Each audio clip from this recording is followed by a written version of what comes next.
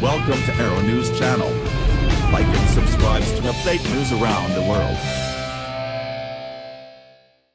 Breaking: huge group of supposedly mentally ill students organizing now with disturbing plan. This won't end well at all.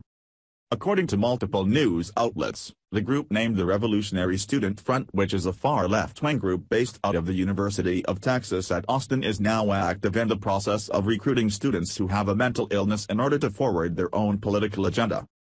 This sick group's asinine manifesto actually explains that their primary method of combating the symptoms of mental illness which are being faced thanks to capitalism, must be combated violently by those who are suffering the illness which was created because of the system itself. They also claim that the goal of every initiative and program which a revolutionary organization launches should be only for the purpose of recruiting additional fighters to its ranks, while forging them in the fiery furnace of class struggle, or otherwise known indoctrination. Wow, I have no word, I'm speechless. How is this group even allowed to exist?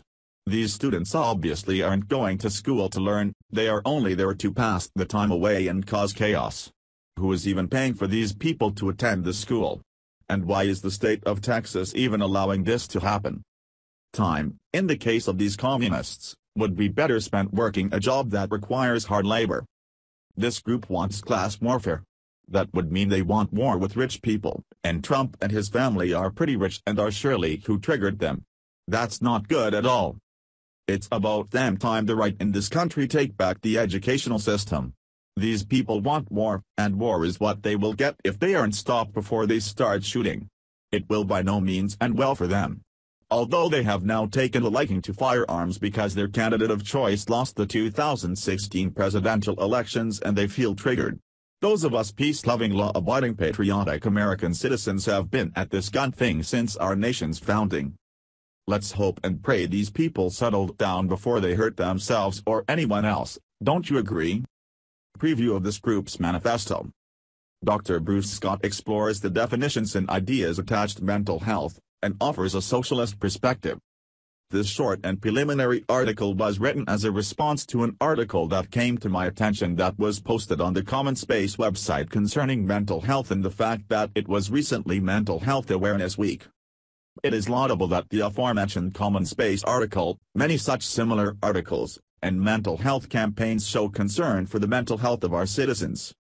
However, I have serious reservations with the concept of mental health which are routinely overlooked. The biological model of mental health is not watertight and it remains a highly dubious concept. First, the discourse of mental health or mental illness is not all it is cracked up to be.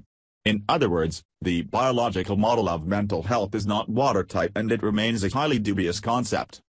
The evidence of organic substrates attributed to the cause of mental illness is nowhere near to that of physical illness. In fact, they are incomparable from a scientific point of view. For example, see the work of Healy's 2003, Moncrief 2003, Boyle 2002, and Cutchins and Kirk 2003.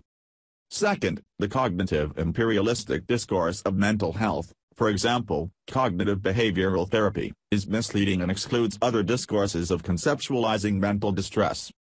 There are thousands of years of philosophy and numerous other alternative psychotherapeutic and psychoanalytic practices which deal with mental distress in rather different ways, which are very effective, but are hardly amenable to the rigorous nature of evidence-based medicine.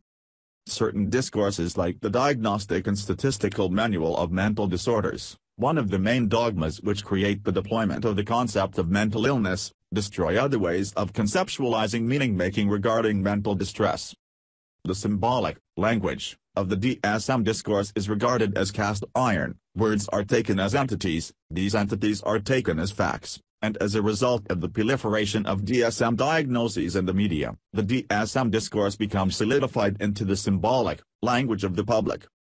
However, such a covering over and domination of the symbolic prevents one from contributing to the meaning-making of the world. What the systematizers cannot accept is that there may be many meanings or even that there is no final meaning. Why is the realization of a questionable or imperfect symbolic such a terror? Is it such a terror? For many it is a terror. We live in a society where risk prevention is paramount, where avenues of alternative thought and searching for alternative meaning are outlawed or hidden, and where the questioning and traversing of ideological borders are taboo and not taught in any of our state educational contexts. For example, questioning the psychological and psychiatric masters' ideas about the psychological and neurochemical basis of mental illness. Why is the realization of a questionable or imperfect symbolic such a terror? Is it such a terror? Karl Marx alluded to this situation of alienation. Alienation has certainly occurred in work or labor, especially in the 21st century, for example, jobs and zero-hours contracts, but also most certainly in our productivity regarding our subjectivities. We have depression, we have OCD, we have ADHD, etc. Our products or our productions of our psyches are limited within narrow confines. In other words, we produce or are coerced to produce subjectivities in relation to the dominant cognitive neuro-imperialistic discourse of mental illness. As Gilles Deleuze and Félix Guattari, authors of Capitalism and Schizophrenia, Anti-Oedipus, and A Thousand Plateaus, would argue, we have been territorialized by the machines of capitalist discourse to only produce subjectivities which place mental distress within an individual context. The individual is to blame, one's faulty cognitions or neurochemistry is to blame, and we need experts to fix this. After all, the state needs workers who blame themselves and put themselves at the mercy of the psycho-experts to rehabilitate them, but never to question the socio-economic ideology. Yes, austerity causes the stress, but please do not call it exacerbating existing mental illness. That is not the whole story, or an accurate story. Yes, austerity causes the stress, but please do not call it exacerbating existing mental illness. So, while I wholly understand the need and desire to campaign for those in mental distress, we have to be very careful what we demand. Jacques Lacan, the French psychoanalyst, who had quite a few things to say about the ravages of capitalism, warned about asking the masters, for example, government, for change.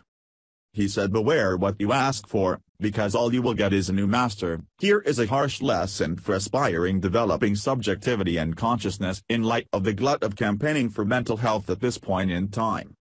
We have a long way to go, for those of us, all of us, in mental distress, to subvert the master-slave dialectic of the cognitive neuroscientific imperialistic and alienating discourse of mental illness. We have a long way to go, for those of us, all of us, in mental distress, to subvert the master-slave dialectic. Mental illness is holed up in all the nooks and crannies of the establishment, universities, psychiatry, psychology, pharmaceutical companies, and also in certain psychotherapeutic fashions, for example, mindfulness, who want a piece of capital pie.